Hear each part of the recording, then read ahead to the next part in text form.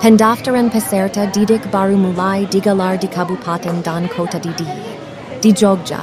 PPDB mulai berlangsung untuk tingkat sekolah dasar. Seperti terlihat di SD Lempuyangwangi, Senin 12 Juni 2023, orang tua maupun wali murid antre mendaftar saat PPDB.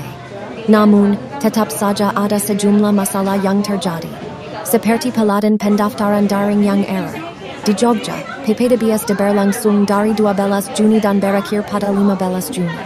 Ada 4 jalur yang diterapkan dalam PPDB SD. Ada jalur zonasi, afirmasi, kebutuhan khusus dan perpindahan orang tua. Ada total 1.932 kursi dari 33 sekolah negeri yang ada di Jogja yang diperebutkan calon murid.